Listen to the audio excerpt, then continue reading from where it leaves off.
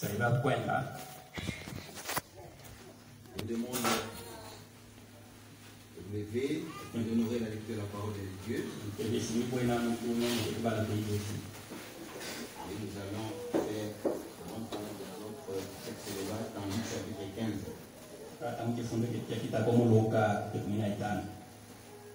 Nous commençons à partir du verset 11.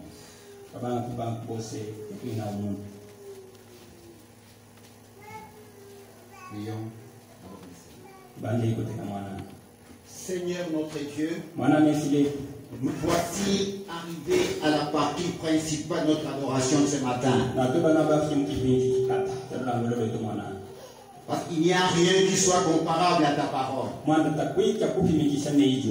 Parce que ta parole, c'est toi-même, ô Dieu. Dans ta parole, il y a la vie. Dans ta parole, il y a la puissance de transformation. Dans ta parole, il y a la guérison. Dans ta parole, il y a toutes sortes de consolation, Seigneur. C'est pourquoi nous l'aimons, Père. Te prions, ô Dieu, de descendre maintenant, Père. Toi qui m'as toujours précédé du jour de cette chair, et que toi-même tu puisses t'adresser directement à ton peuple ce matin,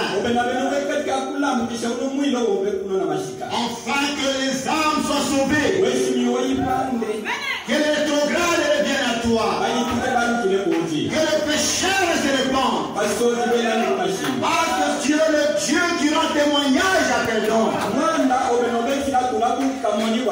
Nous vous attendons à toi, Seigneur, et attendons beaucoup de toi ce matin. C'est que tu étais sur les villes de Galilée. Tu es encore ce matin, Seigneur, tu ne changes pas. Parce que tu es le même hier, aujourd'hui. Laisse-moi trouver grâce devant tes yeux et devant le Dieu de ton Père. À réaliser de grandes choses parmi nous ce matin, Père. Nous croyons que tu le feras. Bénis la lecture qui sera faite, Seigneur. Et permets que toute évolution contenue dans toutes les que nous allons lire nous soit transmise au nom de Jésus-Christ. Point de ton onction, Seigneur. Au nom de Jésus-Christ, nous avons ici demandé. Amen. Amen. Il dit encore. Un homme avait des fils. Le fils jeune dit à son père, mon père, donne-moi la part des biens qui doit me revenir. Et le père leur partagea son bien. Peu de jours après, le plus jeune fils ayant tout ramassé, partit pour un pays éloigné, où il dissipa son bien en vivant dans la débauche. Lorsqu'il eut tout dépensé, une grande famine s'élevait dans ce pays. Et il commença à se trouver dans le besoin. Il alla se mettre au service d'un des habitants du pays. Il envoya dans ses champs garder le pourceau. Il aurait bien voulu se rassasier des carouges que mangeaient les pourceaux.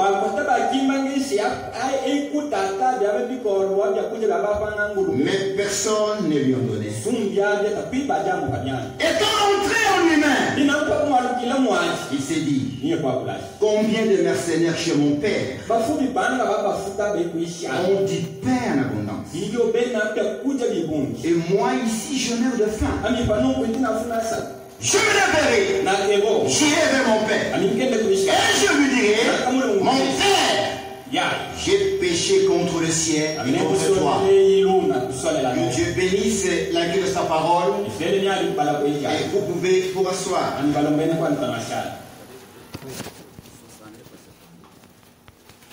Le vendredi, on était ici pour la prière.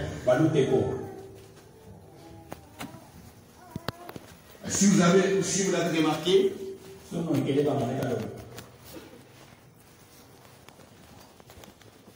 le vendredi, là, j'étais malade. Ce n'est pas la grâce du Seigneur seulement que nous sommes tenus pendant les temps que nous avons mis ici. Mais ce matin, je me sens bien. Je me sens très bien. Alors serrez vos ceintures. Je me sens bien.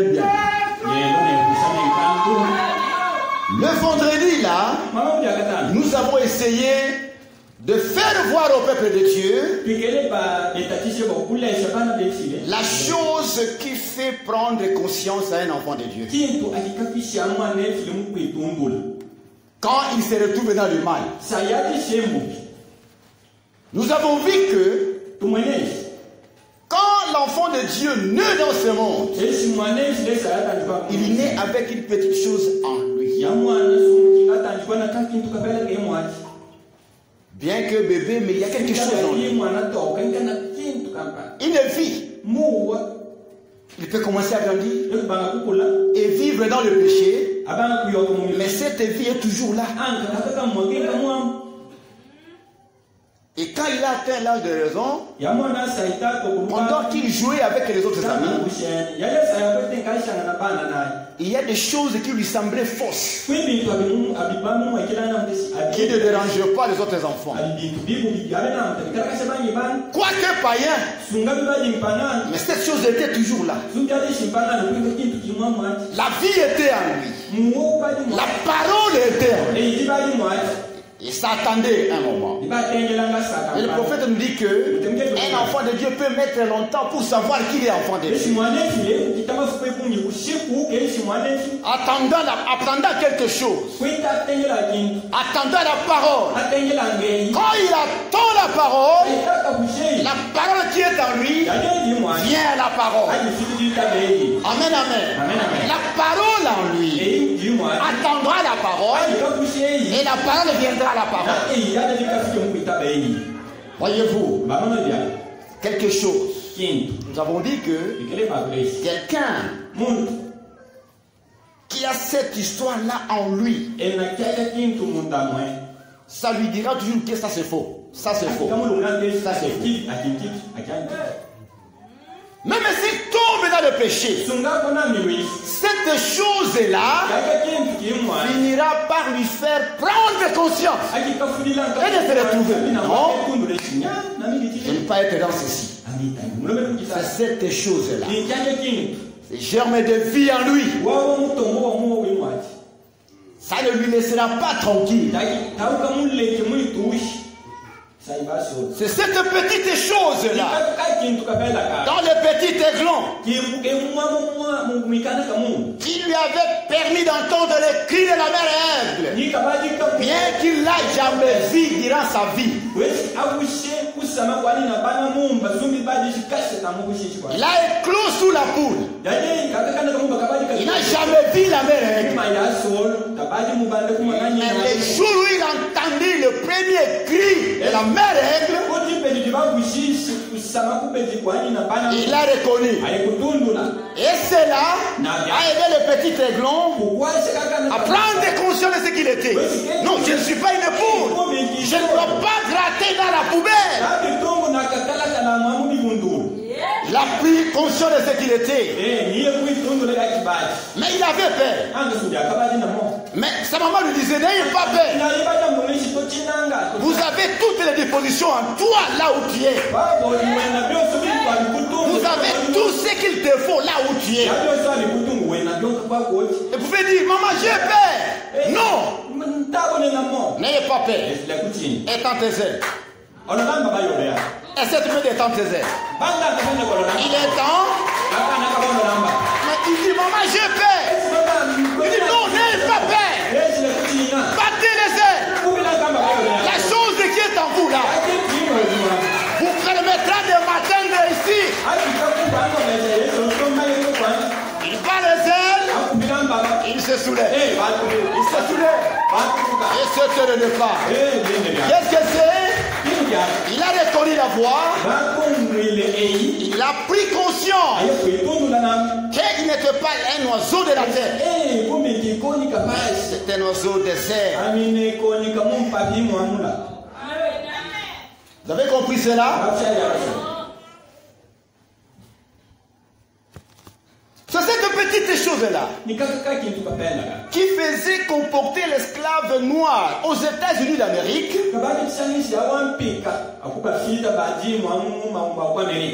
comme un enfant du roi, malgré qu'il était éloigné de son pays. Il était loin de son pays, mais il s'est comporté différemment des autres esclaves. Qu'est-ce qui lui faisait se comporter de cette manière? Il y avait quelque chose en lui. Dans ses veines, il y avait un sang royal. C'est ce qui lui faisait prendre conscience de ça à tout moment, au point qu'il était remarquable. Et nous avons parlé de ce petit enfant qui avait son cerf-volant dans le ciel nuagé. Ces cerfs-volants-là n'étaient pas visibles. Mais qu'est-ce que tu regardes constamment au ciel? Je regarde quelque chose. Il y a mon cerf-volant là-bas. Il regarde, mais moi je ne vois pas ça. Même moi je ne vois pas même. Mais comment tu sais qu'il est là? Il a dit, je le sens. Je le sens. Amen, amen. Je le sens. Pourquoi vous regardez constamment au ciel? Quelque part là, au-delà des étoiles, il y a un pays et il y a un roi. Mais où est ce pays-là? Je le sens. Je le sens. Je le sens. Comment le sentir? Je sens qu'il y a quelque chose qui tire. Parce qu'il tenait une ficelle dans sa main.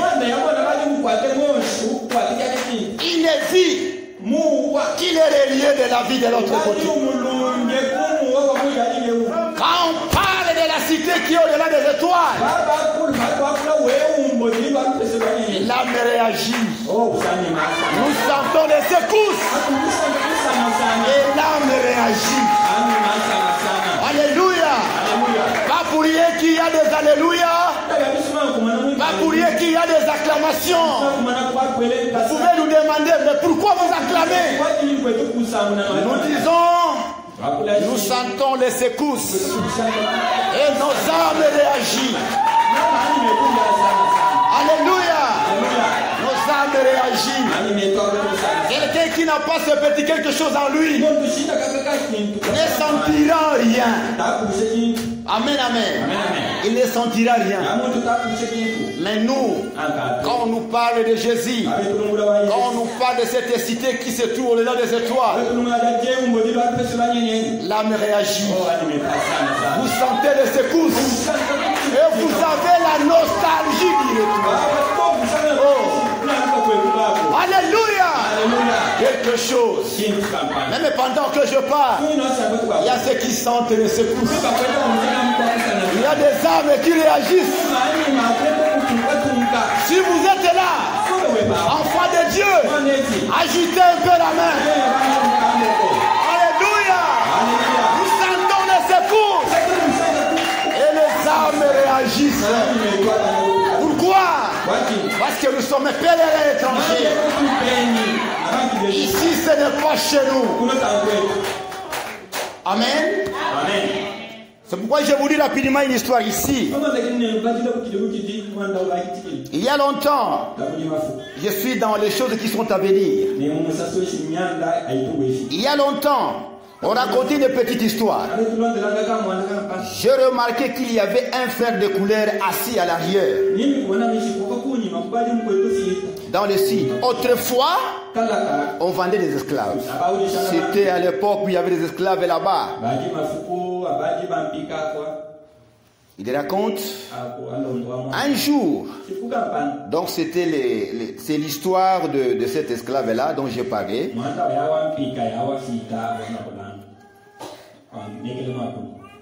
Il dit, Vous et moi dans ce monde où nous vivons, conduisons-nous comme des fils et des filles de Dieu. Nous sommes des étrangers ici. Mais notre comportement devrait correspondre au commandement de Dieu. Car nous sommes fils et filles de Dieu. William Adouba nous raconte une histoire d'un petit canard.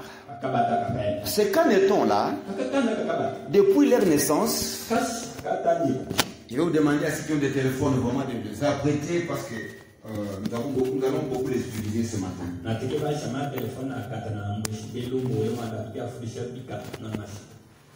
Depuis leur naissance, ces canards n'ont jamais connu ce qu'on appelle eau.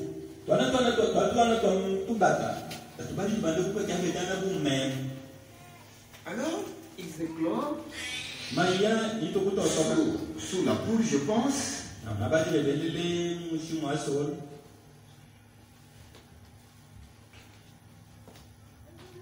Alors, un jour, la mère poule commettrait une erreur. Tous les jours, il se promenait avec eux dans le poubelle. Un jour, la mère poule va commettre une erreur. Il les a amenés au bord de l'étang. Plus ils approchaient de l'étang, plus quelque chose bougeait dans ce petit canard. Quand ils arrivaient au bord de l'étang, c'était fini. C'était fini. Il s'est jeté dans l'étang. C'est bizarre. Nous avons cherché cette histoire depuis longtemps. Nous avons cherché cette vérité depuis longtemps. Alléluia. Il s'est jeté dans l'étang. La mère pouvait me crier. Elle n'allait pas la parler. Ils ont dit jamais de la vie. C'est ça ce que j'ai cherché. Pouvez-vous vous imaginer un canard se noyer dans l'eau? Un canard se noyer dans l'eau. Il avait la profondeur de 1000 mètres. Il canard va nager. Il sentira tout libre. Et il dit que le point ce qu'il pouvait donner à leur mère, qui n'est pas ma mère. Je suis parti. Tu m'as caché cette vérité pendant des années. Vous n'aurez plus. Vous n'aurez plus. Tu m'as dit au revoir.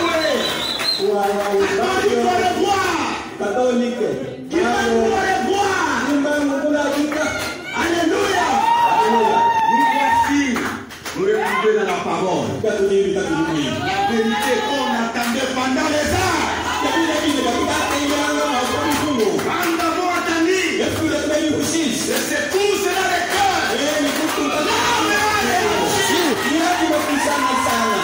Alléluia. Nous avons rompu. Qu'est-ce que c'est? Quelque chose. Un bouton.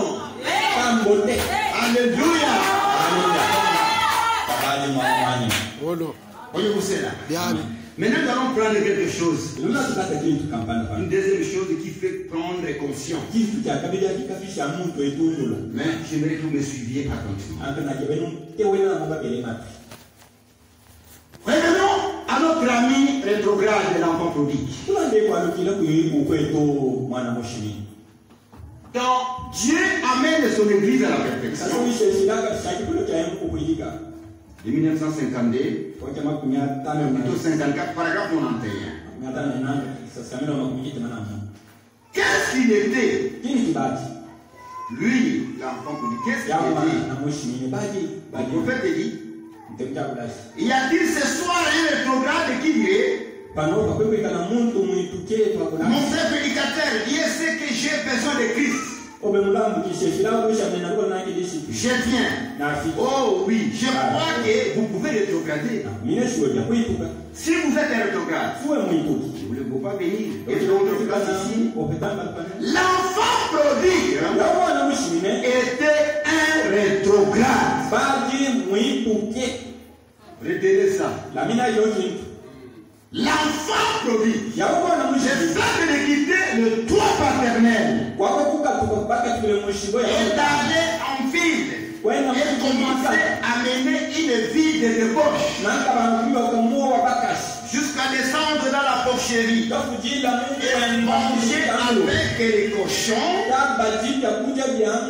Ça fait de lui un enfant prodigue. Vous avez retenu ça?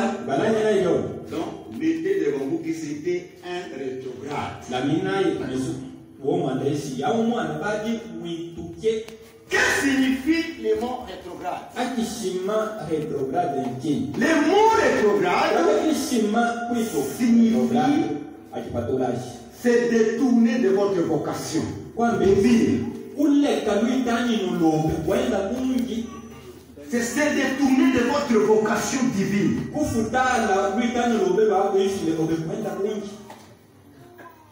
Est-ce que croyez-vous que nous avons une vocation divine? Nous n'avons pas une vocation terrestre. Mais notre vocation est divine. Quand vous détournez de cette vocation divine, vous devenez rétrograde. J'ai dit dans comment la foi agit. Paragraphe 63. Il dit ce que je vais dire est vrai. Écoutez, rétrograder ne veut pas dire que vous êtes allé quelque part avec un homme. Non. Je suis un petit peu calviniste. Vous voyez, non pas du type radical, mais je suis calviniste. Vous êtes né de nouveau. Mais vous avez rétrogradé en vous détournant de votre vocation divine. N'est-ce pas juste? Et vous auriez dû aller faire quelque chose. Mais vous avez eu l'impression que vous n'étiez pas capable de le faire. Vous êtes détourné de votre vocation divine. Les vrais types dans la Bible, pour ce que nous disons là,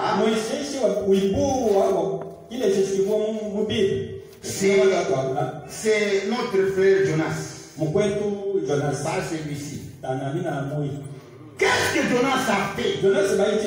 Dans Jonas chapitre 1er. Commençons par dire verset 1er. La parole de Dieu fit adresser à Jonas, fils d'Amitai, en s'aimant. Lève-toi, va à Ninive, la grande ville, et crie contre elle, car sa méchanceté est montée jusqu'à moi. Une vocation divine. Et Jonas s'éleva pour s'enfuir à Tarsis, loin de la face de l'Éternel. Il descendit à Jaffo et il trouva un navire qui allait à Tarsis. Il paya le prix du transport et s'embarqua pour aller vers les passagers, pour aller avec les passagers à Tarsis. Loin de la face de l'Éternel, il s'éloigna comme l'enfant prodigue, loin de la face de l'Éternel. Mais l'Éternel fit souffler sur la mer un vent impétueux.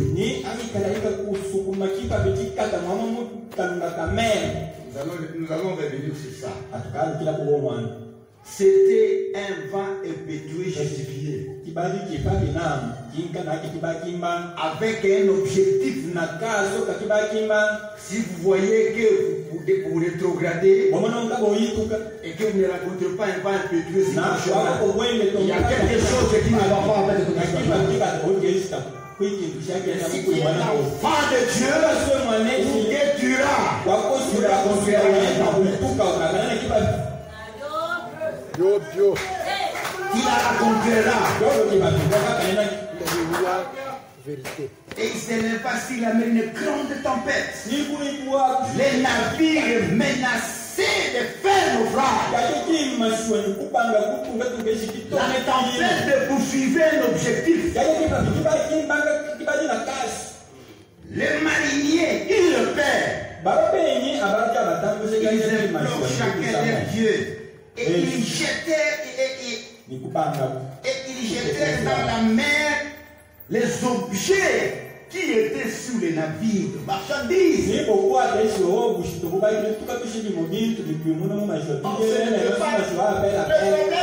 pas la marchandise. Le problème, ce n'était pas les poids. Il y avait un problème. Il jetait des objets afin de le rendre plus léger. Jonas est descendu au fond du navire. Un fuyard dans l'hôtel, dans une chambre, se coucha et s'endormit profondément pendant que les autres étaient en peine. En train de ronfler même, le pilote s'approcha de lui. Mais pourquoi dors-tu?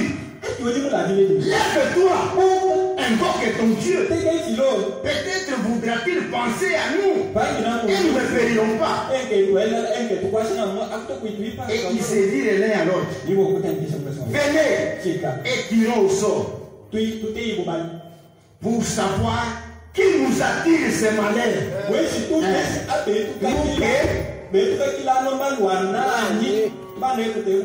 Qui nous attire tous les blocages dans l'église. Pourquoi l'église n'avance pas?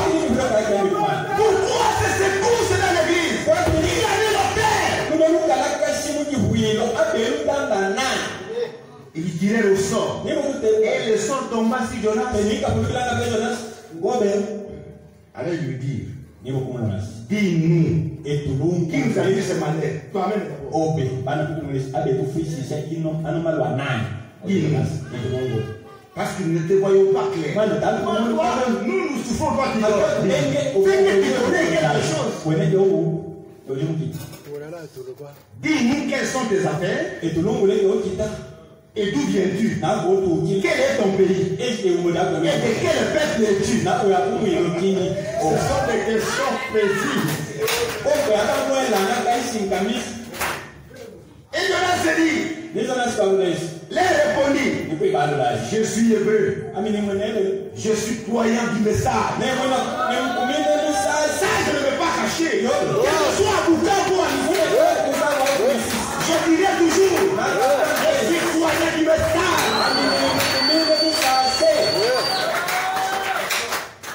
Oui. Et je crains l'Éternel, le Dieu des cieux, qui a fait la mer et la terre. La Bible dit, ce sont mes îles et une grande feuillette. Quand ils apprirent que c'était un croyant du message, ils dirent une frayeur. Et ils lui disent, mais pourquoi as-tu fait cela? Car ces hommes savaient qu'ils fuyaient loin de la part de l'Éternel. Parce qu'il leur avait déclaré. Il lui dit, qu'est-ce que ferons-nous pour que la mer se calme envers nous? La mer était de plus en plus orageuse. Il répondit, Prenez-moi et jetez-moi dans la mer. Il savait que cette tempête-là, c'était à cause de lui. Parce que la question était, que ferons-nous pour que la mer se calme? Alors, comme il était conscient que c'était lui qui était responsable, prenez-moi et jetez-moi dans la mer. La Bible dit que et la mer se calmera envers vous.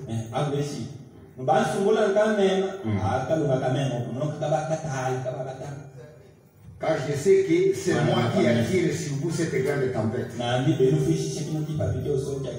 Il s'est détourné de la portation divine.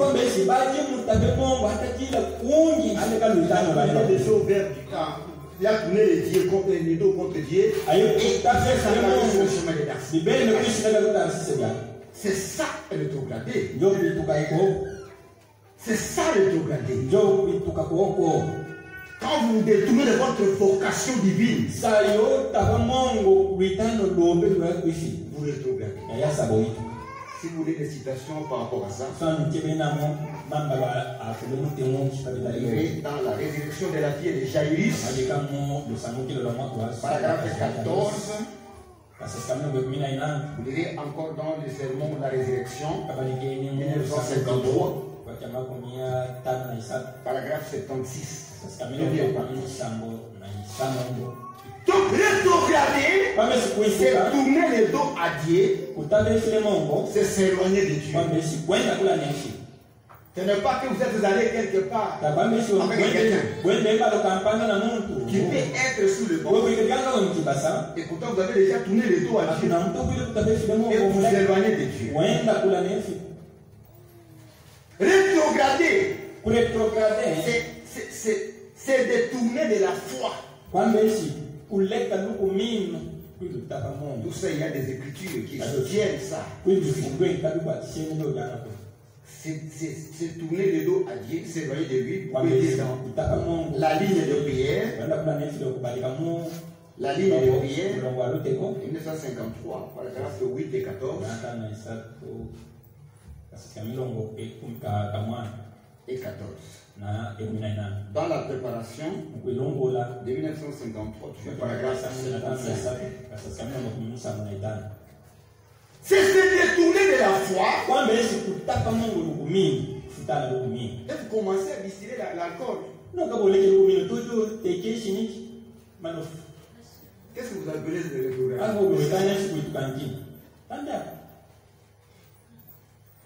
C'est se détourner de la foi. Vous tournez le dos à Dieu et vous allez consulter les devins. C'est ça le rétrogradé. C'est ça le rétrogradé.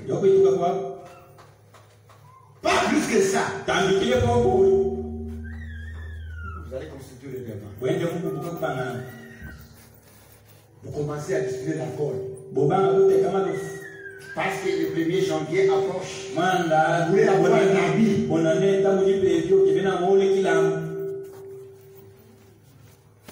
Peut-être parce que n'oubliez pas que son mot te voit. Tu envoies les maïs à ta soeur à Lupongo.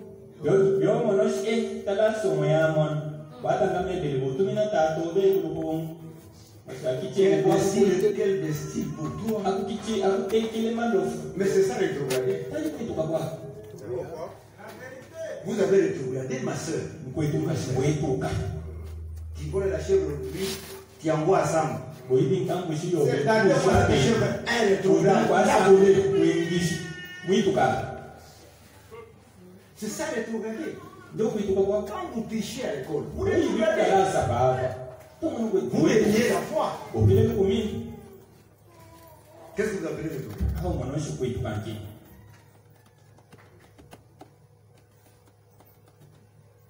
Quand quelqu'un contracte le mariage mixte, il a rétrogradé. Je vais vous dire une chose.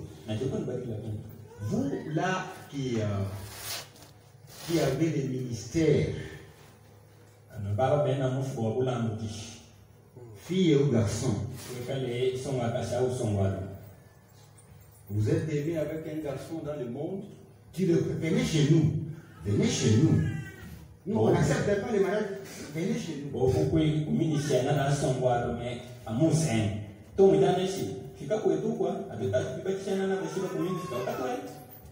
C'est encore une forme de mariage mixte.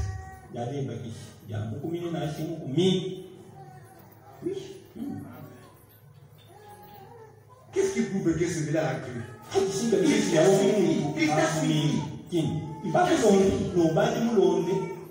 Il n'a pas suivi Christ. Il t'a suivi. Et si vous vous mariez dans ces conditions-là, il faut mener un mariage mixte. Qui trompez-vous ici? Vous allez récolter ce que tu as semé. Oui. Dieu te fera récolter cela. Parce qu'un mariage mixte ne prospère jamais.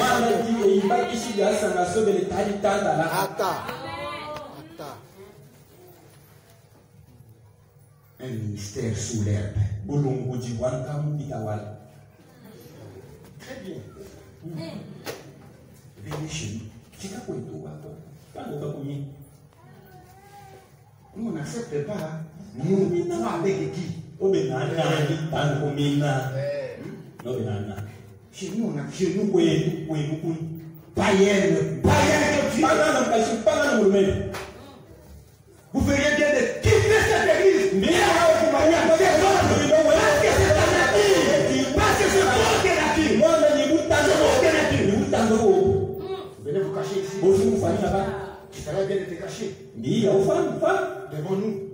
Mais c'est quoi pense au moins gauche. Mais c'est pas au moins gauche. Mais ne cachera pas devant nous. Tu vas récolter ce que tu sais. Va chez vous.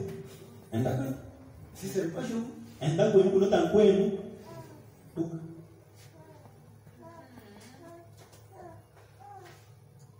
Vous avez renié la foi.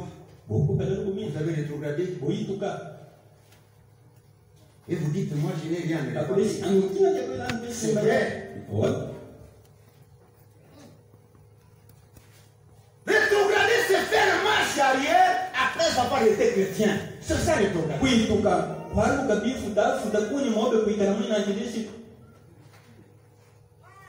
faites marche arrière. Comme j'ai parlé avec mon frère. Quand je venais à l'église, il y a eu une époque où un frère avait rétrogradé. Il commençait à prétendre combien d'écritures il a pour à ceux qui viendront l'exhorter. Mais il est.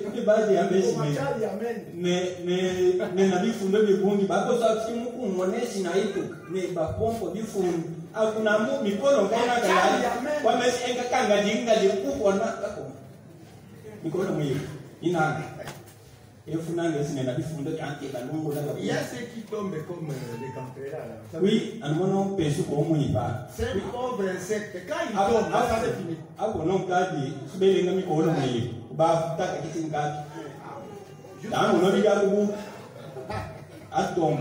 Il restera là.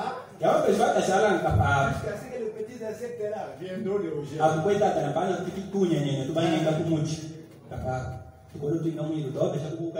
Vous faites des marches arrière.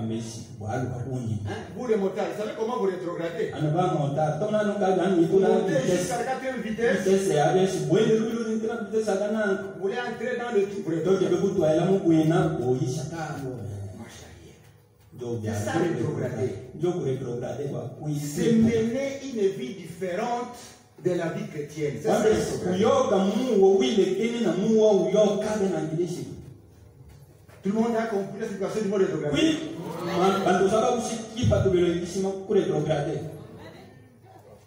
Et le prophète nous a dit que ça peut arriver à un enfant de Dieu. Ça peut arriver à un enfant de Dieu. Comme c'est arrivé à Jonas. Mais quand un enfant de Dieu rétrograde, Dieu ne pas tranquille. Je vous dis vrai. Dieu n'est pas tranquille. Au ciel, Parce que c'est lui qui l'avait vu avant la fondation. Comme nous allons le voir tout de suite là. Il sera en paix.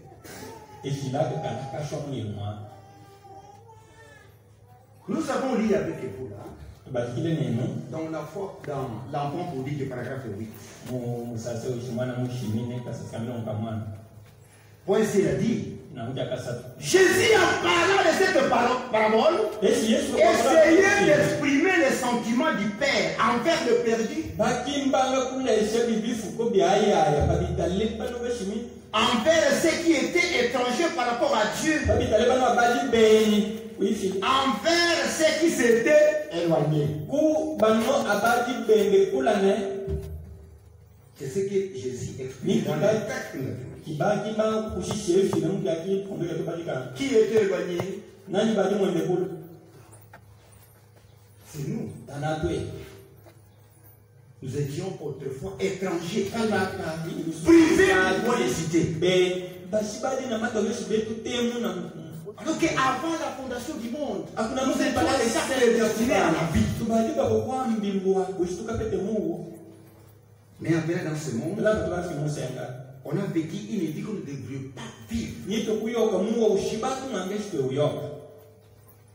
Alors, quand un élu rétrograde, comme l'enfant prodigue, au-delà du fait qu'il avait la sémence en lui, c'est là que nous allons ajouter quelque chose. Je vous dis que ce qu'il avait aidé à prendre conscience. Il y avait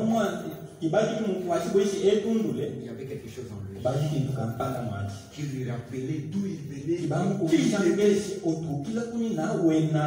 Mais il y a encore une chose qu'il avait aidé à se ressaisir.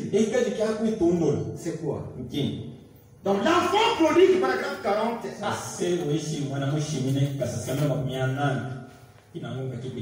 William dit, l'ange de Dieu est venu. Oh, j'aime ça. Quand l'ange de Dieu est venu, il lui dit, fils, dans la boucherie. Alléluia! Il dit fils. Fils, réveille-toi. L'ange lui a parlé disant, oh, si tu retournais simplement à la maison. Alléluia! Si tu pouvais simplement retourner à la maison. Y a-t-il un enfant prodigue ici? Si vous pouvez simplement retourner. Dieu lui a envoyé, non? Il a réveillé. Réveille-toi. Si tu pouvais retourner, vous ne pouvez pas être un fils de Dieu,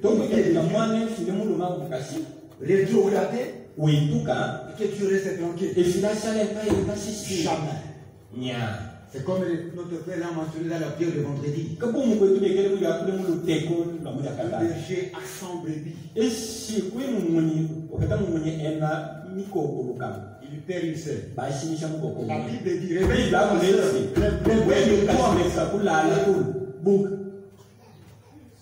Il a 100. Mais il perd une seule. Que dit la Bible? Il va abandonner 99. Il ne sera pas tranquille à cause de cette unique. Alléluia. Il ne se contentera pas de la louange des anges. Chaque jour, j'entends autour de lui.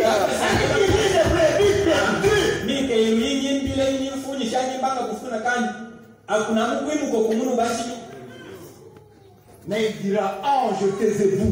Je suis la belle de mon cœur. Parce qu'il ne voit pas Odi ici. Odi ne voit pas ici. Laissez-moi partir. Alléluia. Amen. abandonné les 99. Apande kule kama kumikitema na kitema. Les 99.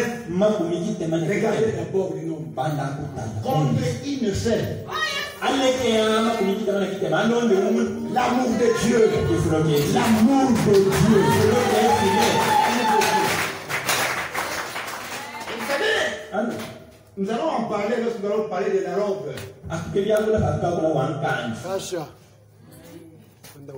Il le retrouve. Pas question de les tirer. Vous ne connaissez pas votre prix. Vous, le jour que tu te rendras compte le prix que tu coûtes, vous prendrez une décision de vivre pour Christ.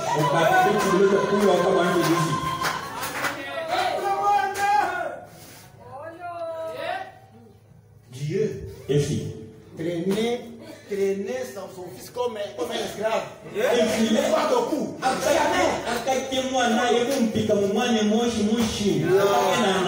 Dieu, c'est lui pour qui il a versé le sang. Alléluia.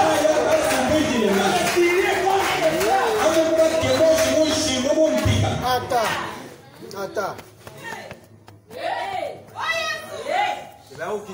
Quelle que soit la sanité, il a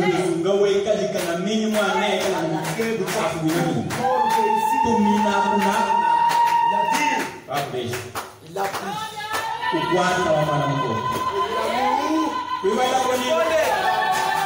Alléluia.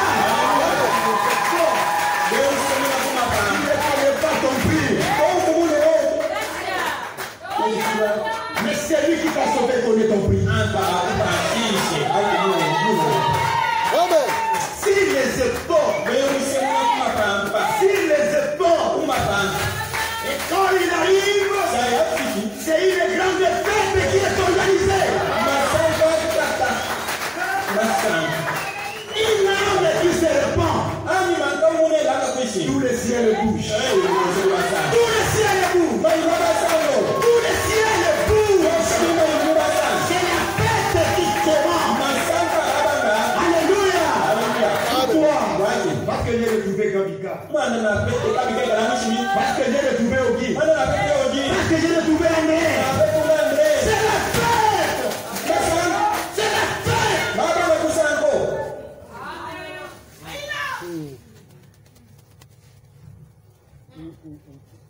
Voyez? L'ange. Dans la porcherie. Nous allons les voir tout de suite.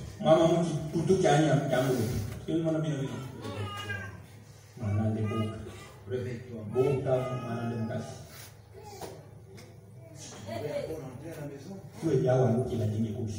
Dieu ne veut pas nous perdre de vue.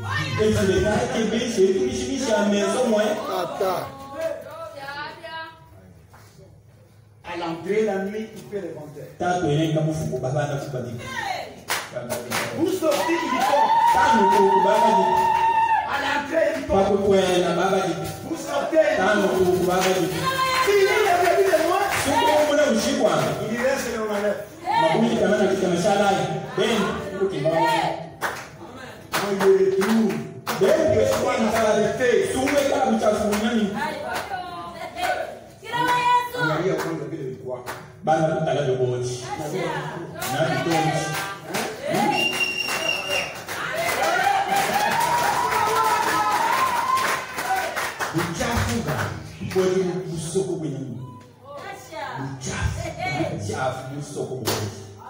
Bongo mwako, madini kama moto, madofonga mobili, kwanka kaponga, kamunifu, lusanji. Mais Dieu descendit. Quel que soit ça, je vais aller sur mon bouchard. T'as ramassé. Si les épaules, si tu pouvais les trouver à la maison. L'amour de Dieu. Quand vous chantez l'amour de Dieu, entrez en profondeur. Ne vous arrêtez pas seulement au solo de Kalita.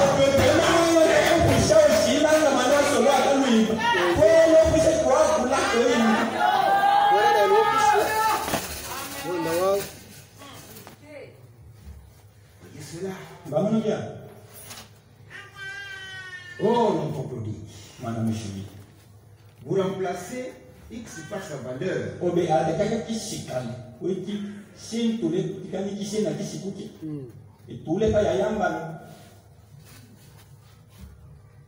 Il y a une information qui vient du ciel pour toi ce matin.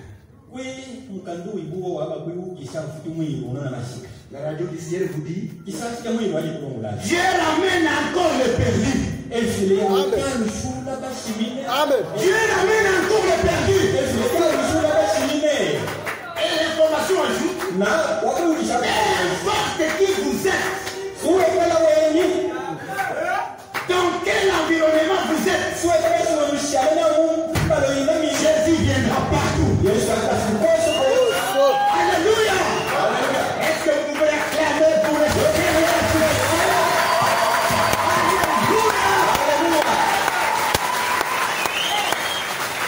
Dieu ramène encore le perdu. Oh. Peu importe qui vous êtes, sorcier, magicien, tonnerre, adultère, Dieu ramène encore le perdu. La grâce coule encore. Comme de l'eau. La grâce coule encore. Coule encore. La grâce coule encore. Dieu ramène encore le perdu. Et importe qui vous êtes. Isaac. Peu importe qui vous êtes. Dans quel environnement vous êtes? Il alla dans la porcherie. Il alla dans la porcherie. Pour Dieu. Où que se trouve son enfant. Même si tu as de OSC.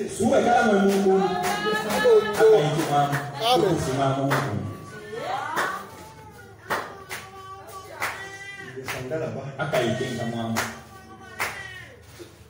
Est-ce que vous comprenez ça?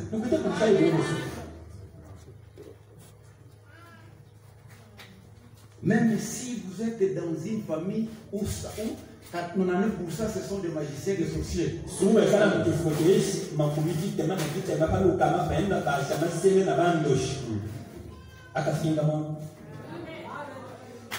Qu'ils aient d'abord aussi me monter la magie noire.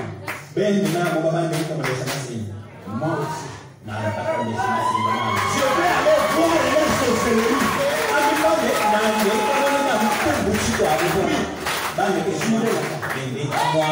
Le roi des rois. Paragraphe 21. William dit. Paragraphe 21. Il dit, le prédicateur, il sort, il voit que le Père ramène encore le Père. C'est pourquoi nous prêchons le Père. Parce que nous voyons que le Père ramène encore le Père. Alors si vous laissez passer cette occasion ce matin, doutez de votre Père.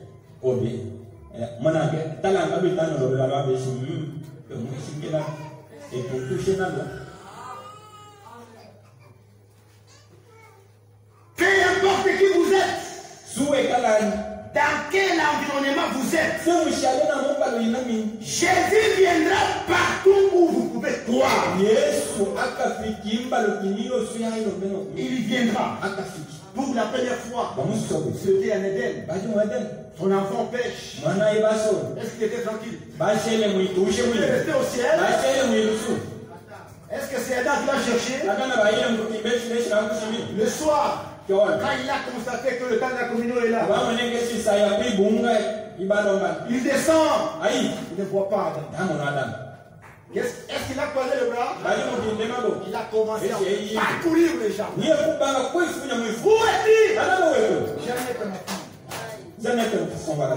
es-tu? Où es-tu? Où es-tu? Dieu est à la recherche d'un homme perdu.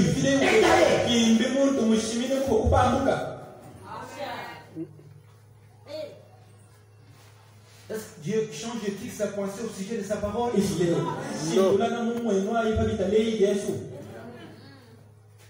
Il est descendu à la recherche de sa première famille. Qui est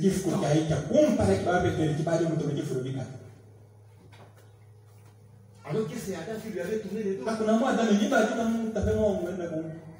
L'amour de Dieu dépasse mon entendement. Pas vous. L'amour de Dieu dépasse notre entendement. Comment toi tu tournes le dos à Dieu? Tu retournes Dieu.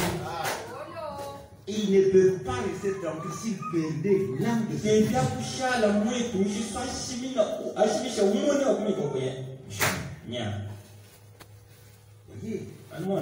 Adam s'est tourné contre la volonté divine. Il a fait marche arrière. Dieu lui a dit, ne mangez pas. Il a mangé. Il a rétrogradé. Et a commencé à vivre différemment de ce qu'il vivait auparavant. C'est ça le problème.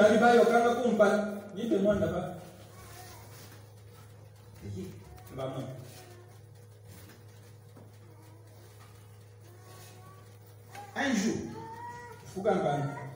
le prophète s'entretenait avec un capitaine. Je vais vous dire pour aller vite. Dans l'enfant prodigue, par exemple, ici. Écoutez. Point B.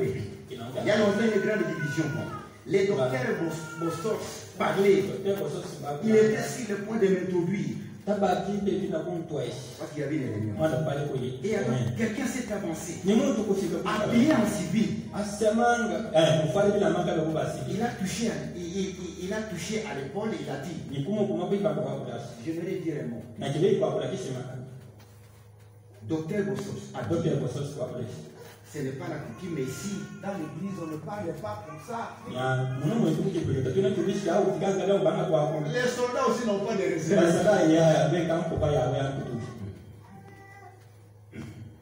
Il a exhibé ses pièces d'identité. C'était le capitaine.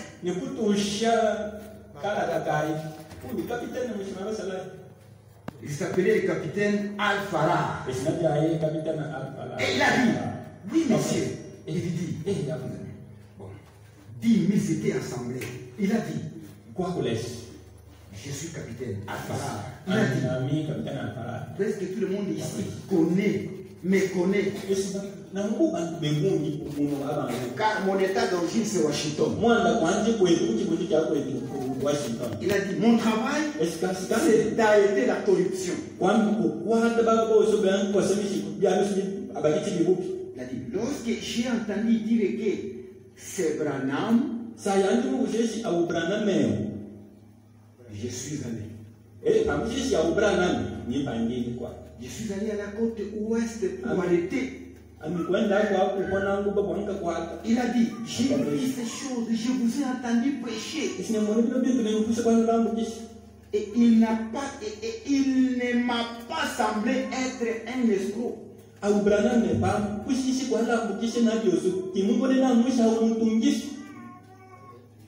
Il était chargé d'arrêter toute la corruption. Il filait Branham. Il pensait que c'est un serviteur aventurier ou un mercenaire. Mais en tout point, il a trouvé qu'il n'était pas escroc. C'est ce qu'il a marqué.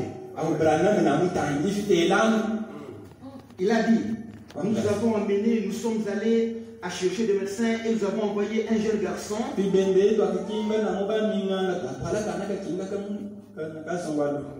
a dit, nous sommes restés pendant 2 soirées.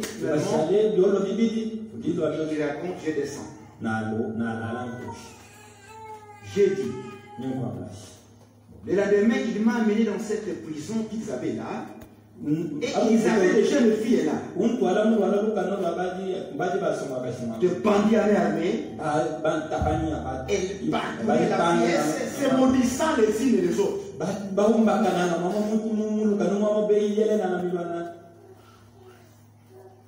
Il a dit, comment passez-vous le grand Branham?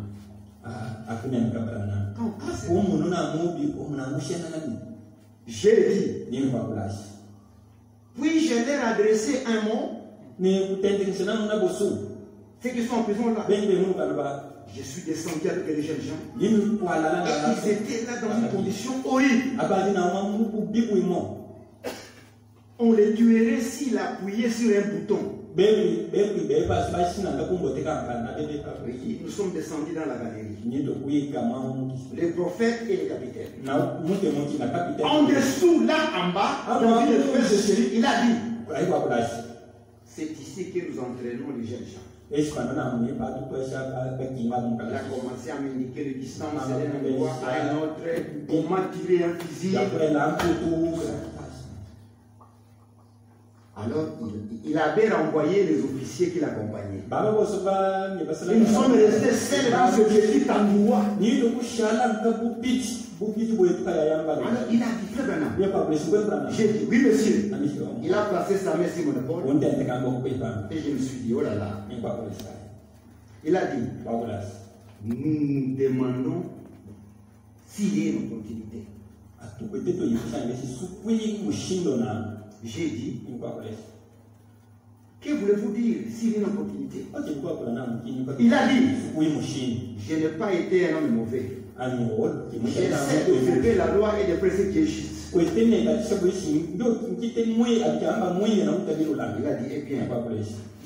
vraiment trouver Jésus-Christ. Il y a des soldats qui sont des enfants de Dieu. Quand vous le voyez, même le policier. Et j'ai dit, croyez-vous? Il a dit, oui monsieur. Il a dit, je suis membre d'une église ici. Il a dit, c'est inutile pour moi de me duper. J'ai adhéré à une église qui est dans le voisinage. J'ai dit, très bien, capitaine Farah.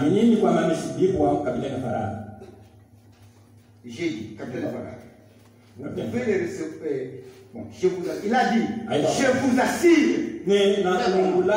avant que vous quittiez Washington, indiquez-moi un endroit où nous nous rencontrerons. Et là, nous en parlerons. Il a dit, arrangez simplement cela. Nous aurons un dîner et nous irons ensemble. J'ai dit, capitaine, vous pouvez recevoir Jésus ici même. Vous pouvez le recevoir ici même. Et vous, amis pécheurs, qui êtes de la sur les mains sans Christ, le sang que Christ a dit ce matin, vous pouvez le recevoir sous cette terre, ici même. Amen. Ici même ce matin, pas de vous pouvez le recevoir. Quelqu'un a dit, pas ici dans cette galerie. J'ai dit, si, oui. Et il m'a dit, Jésus descendra-t-il ici? Jésus descendra-t-il sous cet hangar? Sous cet hangar, comme ça. Jésus descendra-t-il ici? Alléluia! Une fois, Jésus, il est allé dans le ventre d'un grand poisson. Là où était Jonas. Peu importe l'environnement. Peu importe qui vous êtes. L'environnement ne compte pas devant Jésus. Quand il veut sauver son enfant. Jonas pensait que demander qu'on le jette dans la mer, il mourra. Alors que Dieu n'avait pas encore fini avec lui. Il est descendu, il a suivi dans le ventre des autres personnes. Il a suivi à Missis. Il a suivi à Missis. Il a suivi à Michel.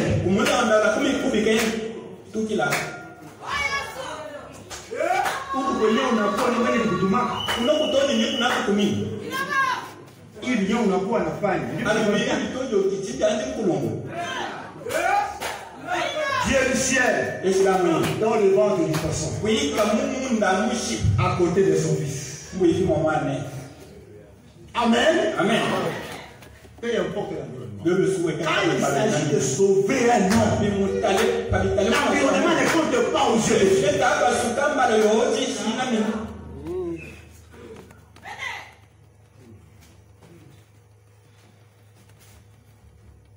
Une autre fois, il est descendu dans une fournaise ardente pour en faire sortir ce chien. Peu importe l'environnement. Si un enfant de Dieu est là, Jésus viendra là-bas. Aimez-vous Jésus? Si vous l'aimez, je vais vous entendre pousser un grand tonnerre.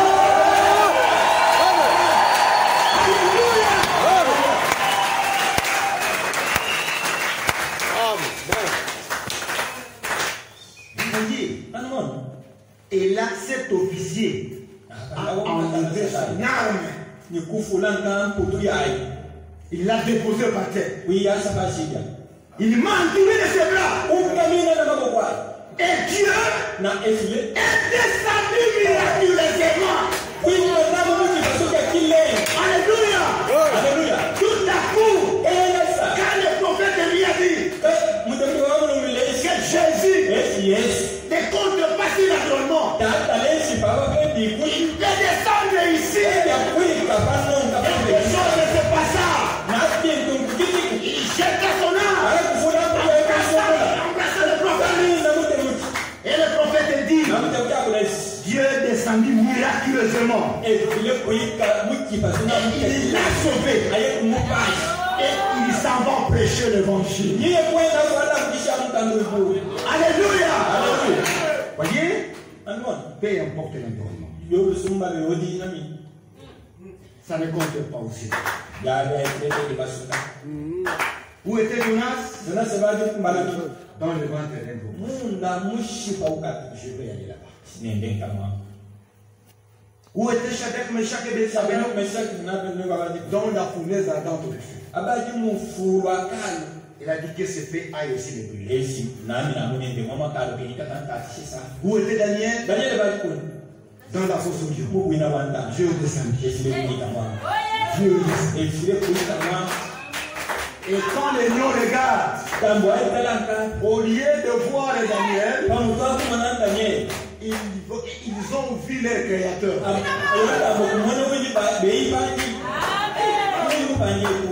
Amen. Où que vous vous trouviez. Voyez-vous cela? Voyez-vous cela? Oh, en conclusion. Malheureusement, plusieurs personnes se comportent comme cette fille ici que je vais vous lire. Je ne sais pas ce que vous allez faire ce matin. Parce que pendant que je vous parle ici, c'est Jésus qui vous fait la cour. Te disons le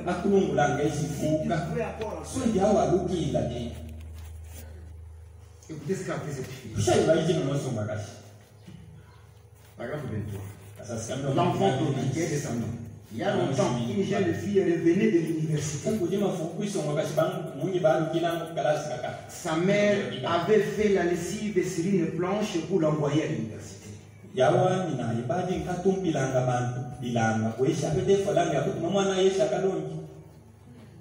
Au retour, à son arrivée à la gare, elle avait amené une jeune fille avec elle. Et cette fille-là, elle s'était éloignée de Dieu et de l'Église. Parce qu'elle s'était éloignée. La jeune fille l'accompagnait, son amie. La jeune fille était assise à bord du train regardant dehors. Et là dehors, C'était sa mère. Le visage est complètement balafré. La jeune fille, elle a regardé depuis le train. L'ami de cette Lola, regardez, c'est tellement que son visage était balafré. Non, l'ami, son ami qui regardait cette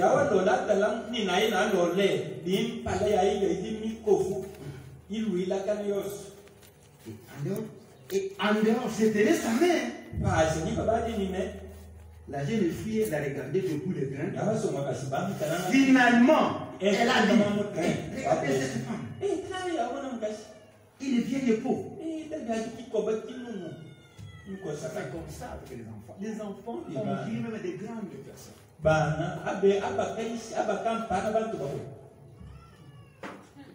C'est pourquoi Dieu avait permis que les ours puissent ravager ces enfants, 42 enfants. Pour avoir se moquer de l'Isée.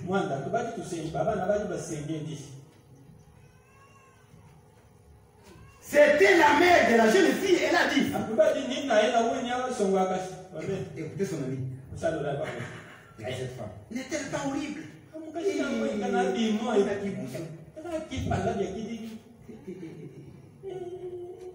Oh là là! On aurait prié s'asseoir à table avec elle pour manger.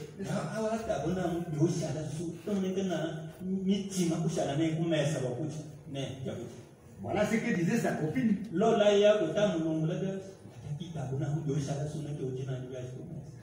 Qui peut me le vomir?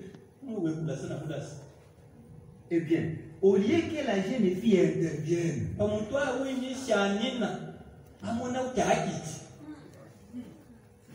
elle a détourné sa tête. Comme si ce n'était pas sa mère. Et quand elle est descendue du train,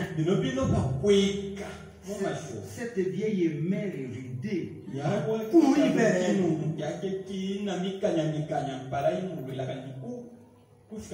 Elle a lancé ses bras autour de la jeune. Tu vas manquer de bruit. Et l'a embrassé. La jeune fille l'a repoussé. La jeune fille l'a repoussé.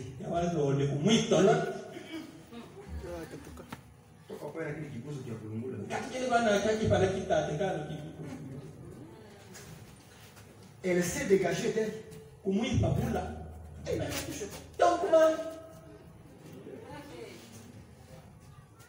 Elle s'était éloignée de l'église. Elle était rétrograde. Elle était devenue si froide qu'elle a tourné le dos à la dame.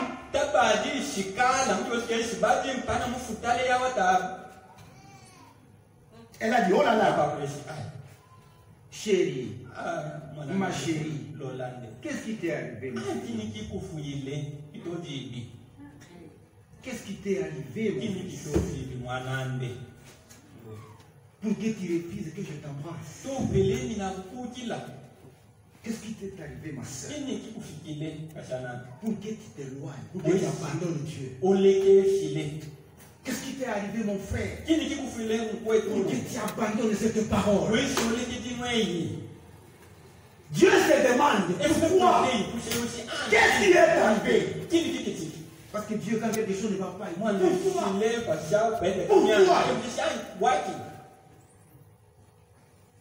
Sa mère était si embarrassée. Non, cette jeune fille était si embarrassée à cause de sa copine.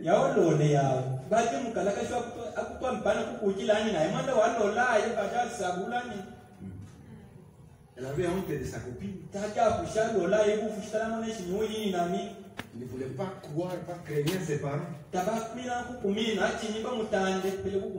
Peut-être qu'on va me chasser. Jusqu'à ce moment-là, un des machinistes qui connaissait l'histoire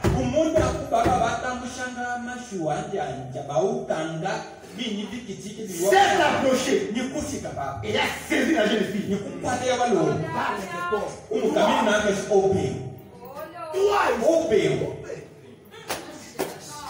Il a dit, regarde-toi. Que veut-il dire? Il a dit, as-tu honte de ta mère? Puisque tu es allé à l'université. Toi ici, regarde. As-tu honte de ta mère? Puisque tu es allé à l'université. Il a dit, souviens-toi, tu connais l'histoire. Un jour, la maison était en feu. Votre mère était une belle femme. C'est moins plus belle que toi. Ou que tu ne le seras jamais. Tu ne seras jamais belle comme le fils de ta mère.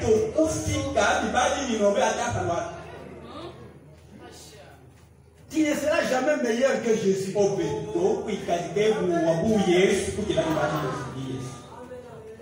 Et il a dit, tiens un tout petit enfant. Alors qu'elle est allée ses habits dans la cour arrière,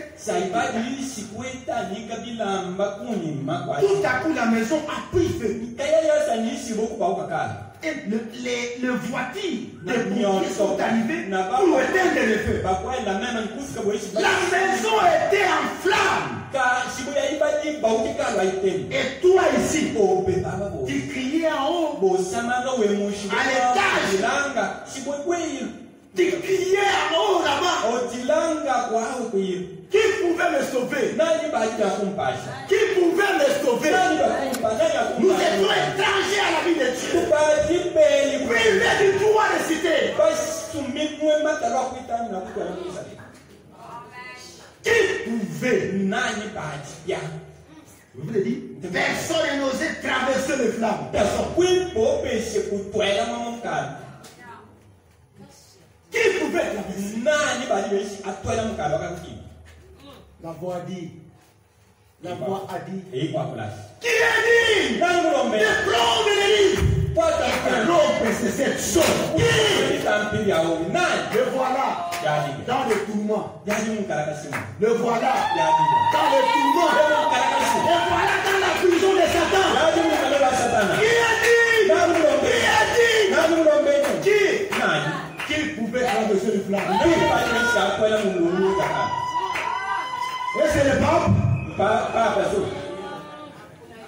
Et c'est Bouddha? Et c'est Kimbangu? Qui était dit?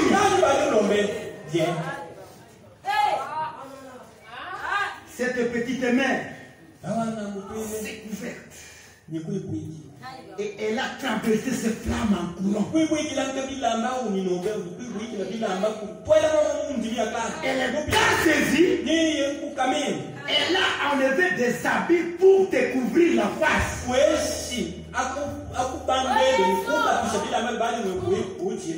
t'a complètement couverte. Elle a placé tes bras.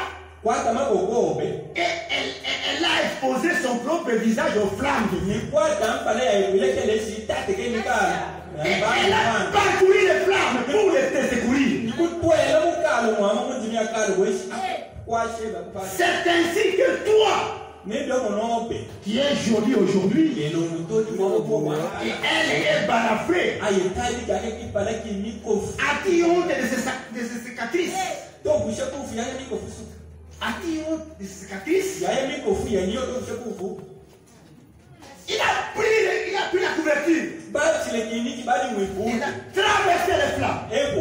Il l'a saisi. Il a ôté la couverture qui protégeait son visage. Il a couvert l'enfant. Il a exposé. Il a couvert le visage. Tu oublies ça? Oh, nous avons une mère. Connaissez-vous que Dieu est notre mère?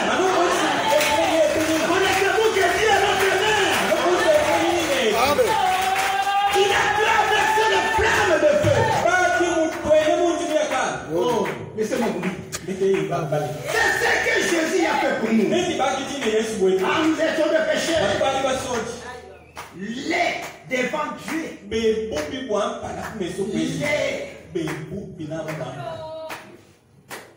quel est l'aider à vous rejeter, l'envoyer, qui pouvait vous accepter en nom de Jésus à cause de votre aider, qui pouvait vous accepter cependant que tous étaient les billets de il y a quelqu'un qui s'est approché de toi. Il y a quelqu'un qui a accepté d'enlever ses habits pour qu'il reste avec Dieu. Empêche-toi qu'il aille à la vie. Amen. L'amour de Dieu. Quel est le Dieu? Très sale comme un cochon.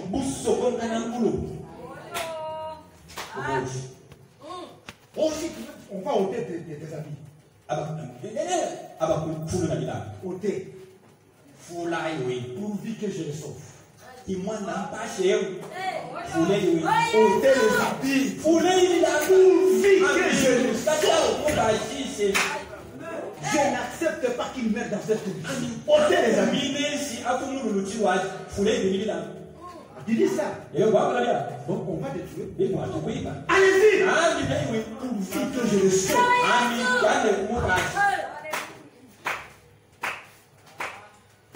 Et Jésus, il est béni. Lui, l'aimable Fils de Dieu, de la gloire, il est descendu sur la terre. Il a porté nos pauvres et les péchés sur lui. Il est mort au calvaire en poussant des cris.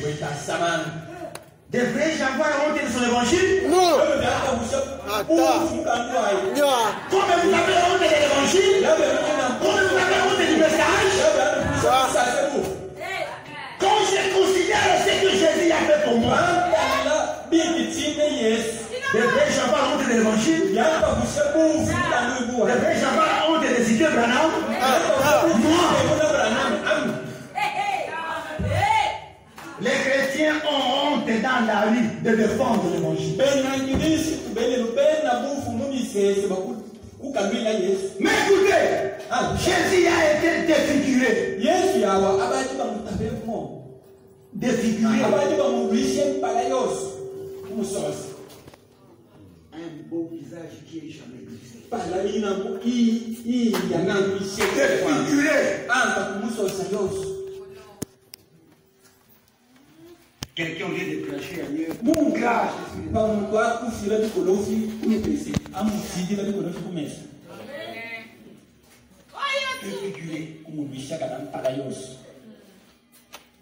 Lui qui méritait avoir la couronne, d'avoir sa tête, ils sont venus aller chercher la couronne de pile.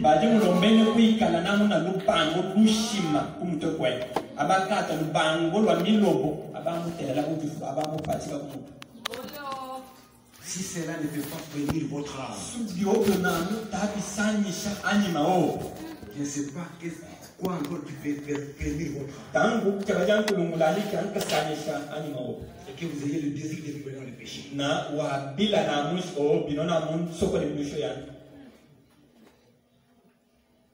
Il a été défiguré et rendu laid. Afin que vous soyez libre. Il a été défiguré par le péché. Afin que vous soyez libres. Est-ce que l'Église entend cela? Ne les reniez jamais. Aimez-les toujours. Défendez ce qui est juste. Défendez son évangile. Défendez l'évangile de Christ. Il a été défiguré. Pourvu que toi tu aies la piété. Est-ce qu'il y a un déshonneur qui ne pas celui pour un adulte de rester né devant le Dieu? Oui,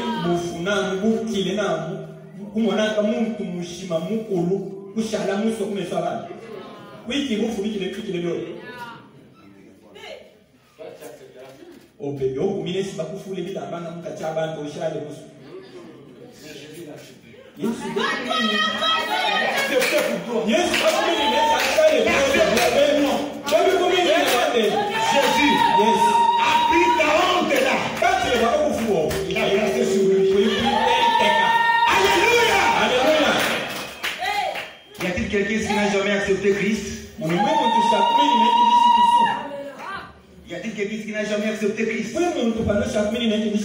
En voici l'occasion ce matin.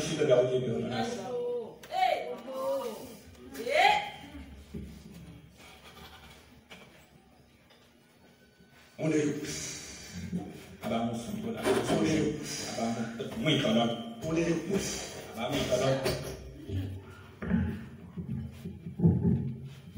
Revenons à notre ami, à notre ami, par rapport à ce que nous disions que peu importe qui vous êtes, nous sommes encore dans l'environnement. Peu importe qui vous êtes, dans quel environnement vous êtes, Jésus viendra partout.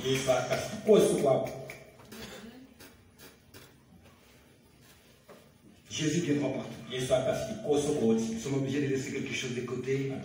Oh, on va arrêter et on va continuer prochainement. Voyez, un autre jour, il y avait une semence. Quelqu'un qui vivait dans le cimetière.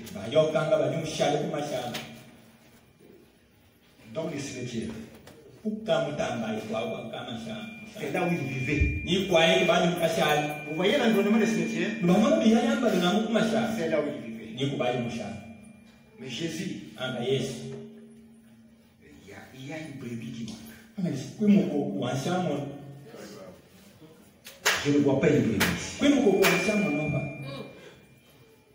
Et il a fait tout un voyage. Il a traversé. Peu importe qui vous êtes. Qui était cet homme? Il était fou. Il était fou. Il est fou que vous voyez. Tu ne sais pas. Peut-être que c'est un enfant de Dieu. Qui pouvait croire à cette époque que c'est tout les Gadara, c'était un enfant de Dieu? C'est pourquoi ce matin,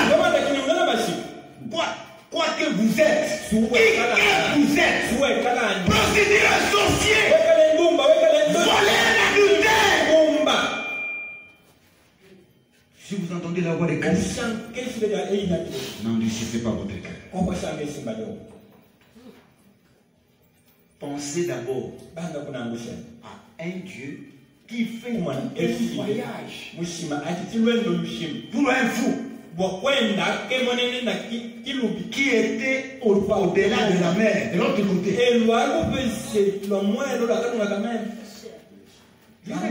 C'est dans Marc chapitre 5. La Bible dit, et le prophète dit qu'il était un bon garçon. Mais un groupe de gens l'a amené à s'éloigner de l'église de Dieu. Les mauvaises compagnies. C'était un bon garçon. Avant qu'il ne devienne fou, c'était un garçon. Il n'était pas né fou. Mais un groupe de gens l'a amené à s'éloigner de Dieu.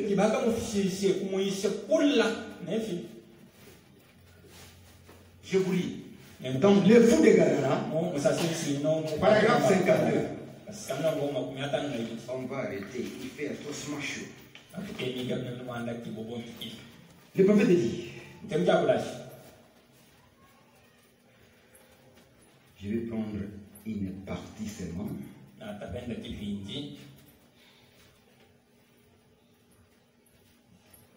Le fou de Gadara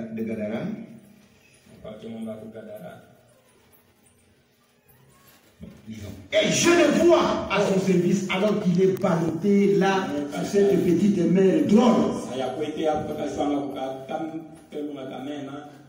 Le prophète dit, et une seule âme était dans le besoin là. Était dans le besoin. Y a-t-il une âme qui est dans le besoin ici? Il ne nous est point rapporté que quelqu'un d'autre ait été assisté dans ce territoire de Gadara, à part ce seul fou.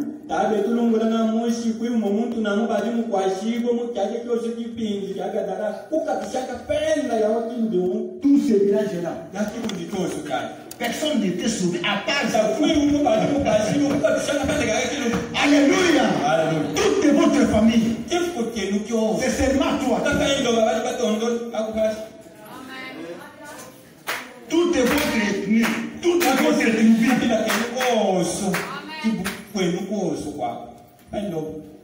À part ce seul fou, les pauvres hommes, je pense à lui dans cette condition-là. Peut-être qu'autrefois il était un bon citoyen, un homme de bien.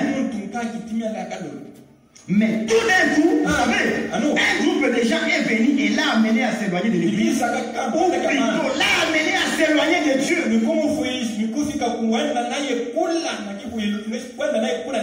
Vous savez la prochaine étape? Le diable l'avait eu à la prochaine étape. Et il s'est mis à croire. Si vous voyez quelqu'un qui se dit frère et qui commence à croire, il est rétrograde. Il a déjà rétrogradé. C'est un rétrograde. Dites amen. Même celui qui met le tabac dans le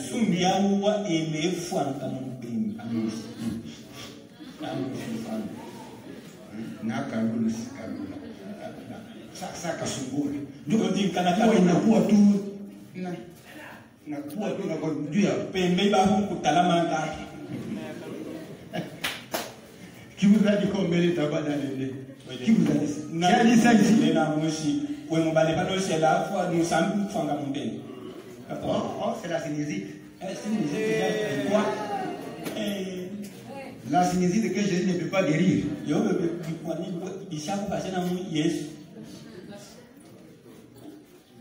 Pas seulement ça. Vous, le frère qui avez des bracelets à vos bras là.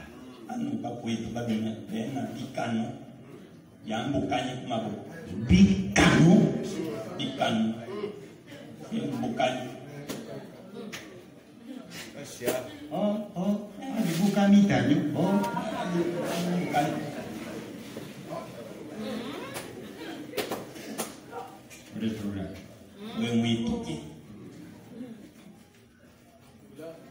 Quand nous étions dans le monde, on appelait ça horoscope. C'est ça l'origine du canon. Et nous, quand on était jeunes, on ne voyait cela que auprès des bandits. Quand ils voulaient se battre, il y a des choses qui touchaient, c'est ça. Il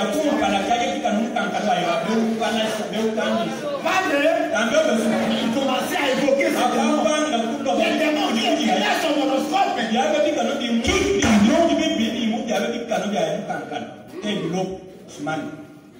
Imana, il commence à trembler. Les démons dans l'horoscope.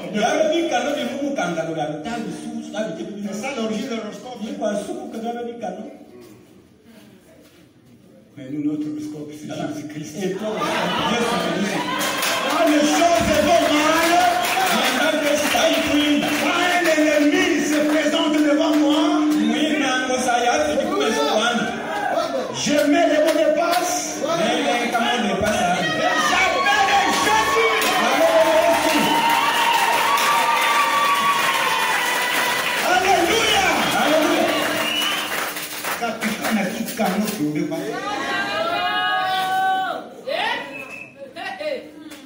C'est un symptôme de quelqu'un qui est rétrogradé.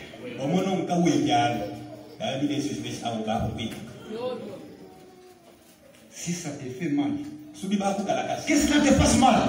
Qu'est-ce que cela te passe mal? Qu'est-ce que cela te passe?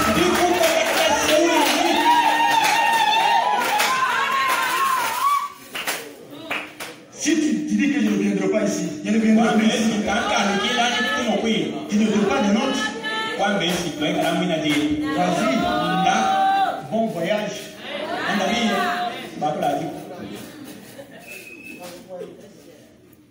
Vous voyez?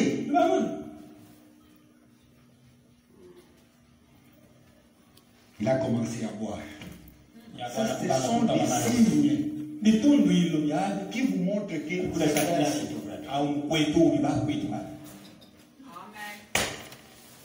il commence à filmer. Comme je disais le vendredi, il a filmé par la bouche, il a filmé par les narines. C'est effrayable de voir un homme faire ça.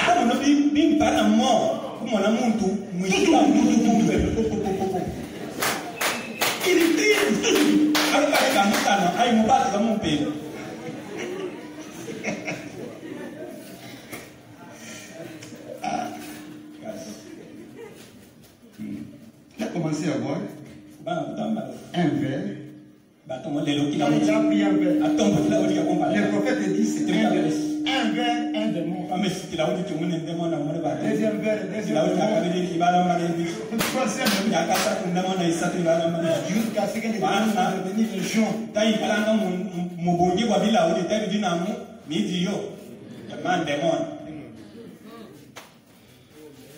Un mensonge, un démon. Ils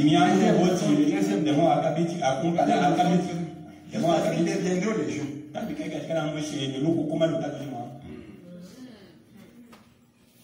C'est fou là. Quand ils sont devenus légion,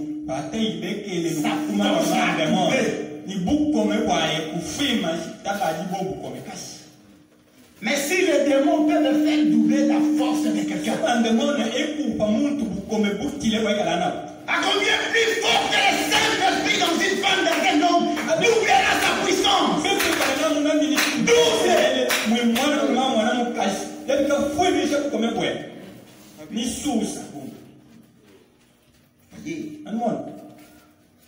Il avait perdu la raison.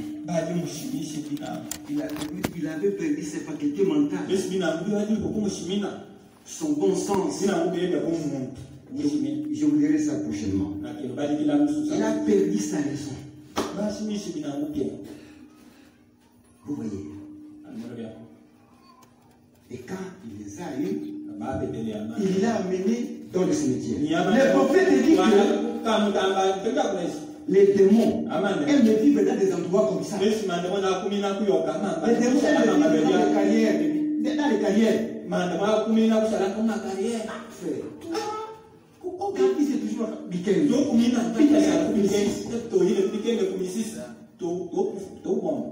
Vous voulez dire qu'ils aiment toujours des endroits pareils. Dans le bar. C'est là qu'ils aiment. Dans les hôtels.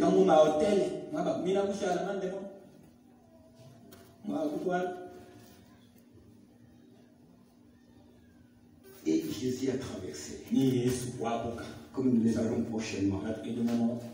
Jésus a traversé pour apporter la miséricorde à ses fous. Le prophète dit que Jésus a traversé dans une mer orageuse. Astérisque est péri. Jésus a quitté le ciel. Vers la terre, astérisque est péri. Parce qu'il voulait apporter la miséricorde à une âme. Parce qu'il voulait aller aider une seule personne qui était en difficulté. Croyez-vous que vous êtes en difficulté? Vous n'avez pas de secours. Mais quelqu'un a pris le risque. Il a pris le risque pour vous apporter la miséricorde, pour venir vous aider. Parce que vous étiez dans une situation difficile. Le prophète dit que il a traversé parce que les larmes de ses fous de réclamer. Lisez votre Marc 5, que lorsque ces fous sortis des cimetières a vu Jésus, il a couru vers lui. Qu'est-ce que c'est? Il a senti des secousses. Et l'âme a réagi. Il y avait quelque chose en lui. Toi qui es fou, la semence était dedans. Et lorsqu'il a vu venir la parole devant lui, il a senti les secousses. Et il a couru vers Jésus. Parce pourquoi? Une âme le réclamait.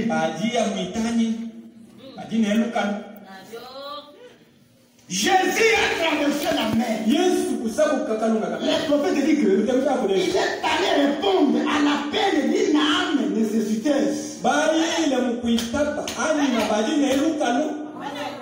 Il y a une âme qui est nécessiteuse ici pour Jésus. Il y a une âme qui a soif de Jésus.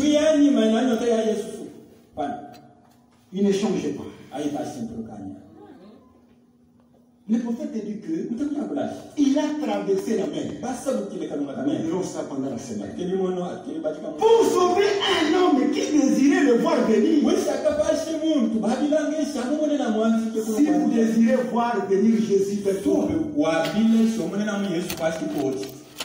Jésus vient à une âme affamée. Vient à une personne nécessitée. Cherchez-moi la résurrection de la fille de Jairus. Le 56, 31 juillet 1956.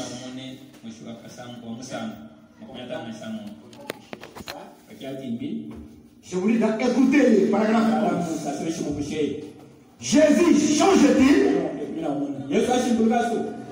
Jésus change-t-il? Comment Jésus a-t-il une fois traversé la mer houleuse pour aller au pays de Gadara et venir en aide à un seul fou? Et le village entier, personne d'autre ne peut être aidé à part ce fou-là. Et il a quitté le pays de Gadara. Et il avait traversé tout cela. Non seulement cela, Jésus, ce matin, il quittera le portail de la gloire pour venir au tabernacle. Au tabernacle de Louba ce matin. Pour quiconque croira en lui et acceptera. Il quittera. Ne vous en faites pas. De la même manière que il a quitté. Il fait un voyage. Traverser la mer. Pour l'âme de ce fou-là. De la même manière. Si ici il y a une âme qui croit Christ, Jésus quittera. La gloire viendra vers vous. Voyez-vous cela? Jésus change-t-il? Il est le même hier, aujourd'hui et pour toujours. Et quand il a rencontré, oh, la situation a changé. La folie partit.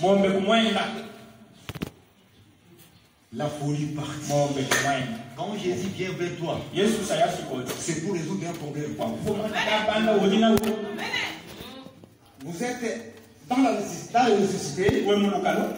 Jésus veut venir à toi pour résoudre ton problème.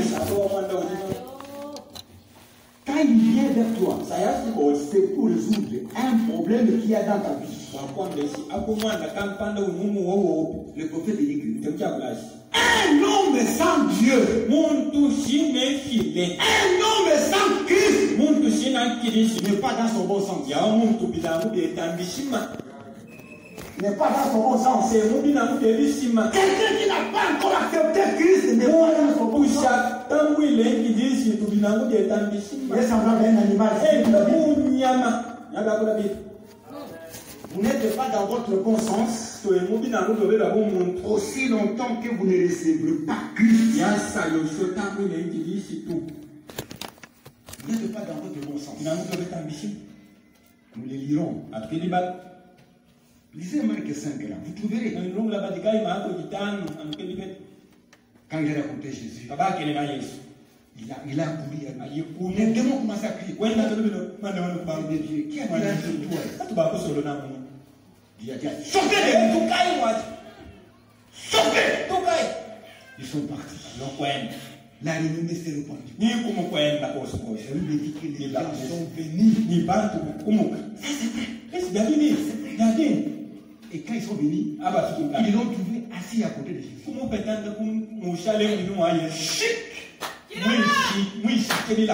Bien habillé. Chic. Bien habillé. Dans son bon sens. Si vous n'avez pas encore rencontré Jésus, vous n'êtes pas dans votre bon sens.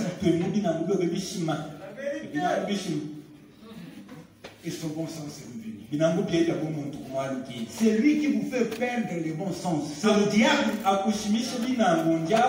Mais Jésus vous le fait retrouver. C'est Jésus qui vous le fait retrouver. Mais regardez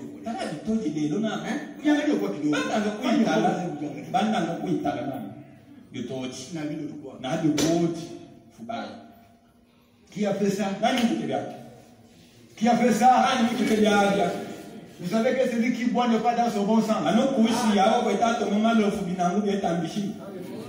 Même celui qui filme, il n'est pas dans son bon sens. Il n'est pas dans son bon sens. Il faut qu'il rencontre Christ pour que Christ ait retrouvé son bon sens. Regardez quand il était en Afrique du Sud. Nous terminons par là. Quand il était en Afrique du Sud, il prêche la parole aux jeunes gens, aux jeunes filles qui étaient nés. Nés comme ils sont sortis de ventre de leur mère.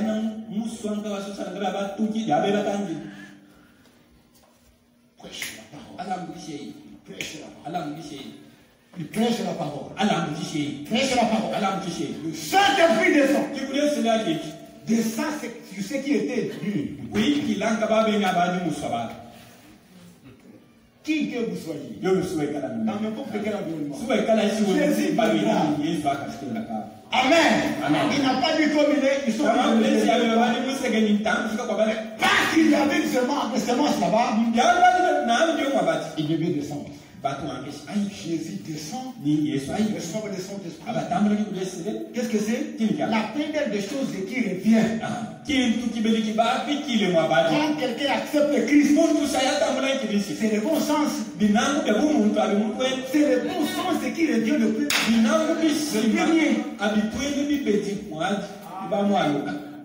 Qu'est-ce qu'ils ont fait? La première des choses, quand les gens descendent, ils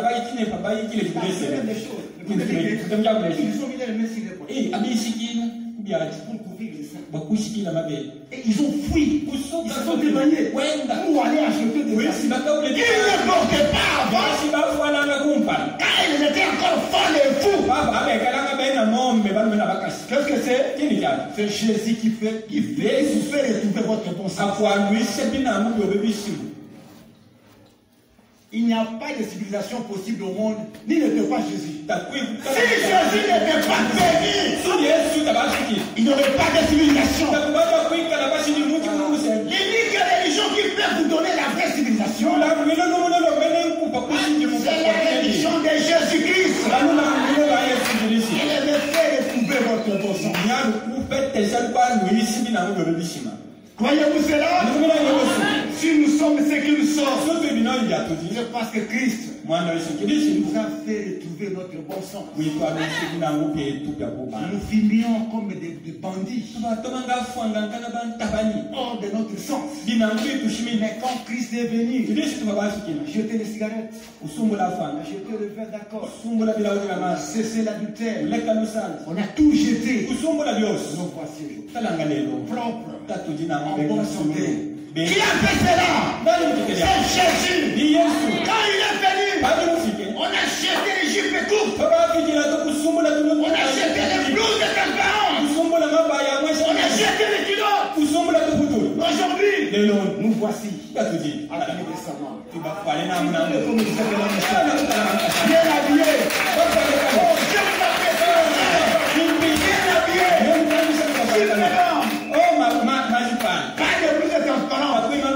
Je vous apprécie. Qui a fait ça? Le mari Jésus. Alléluia.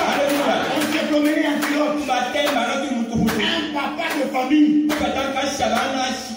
culotte. En cinglet. Hors sens. Hors sens. Et aujourd'hui, après l'avoir rencontré, nous voici.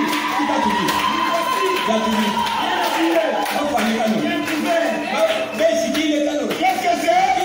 Jésus-Christ nous a fait retrouver notre conjoint. Aimez-vous Jésus? Aimez-vous Jésus? Je demande à Frère Jean-Pierre de se lever. Je demande à Frère Jean-Pierre de se lever. J'entends un peu sur Jésus.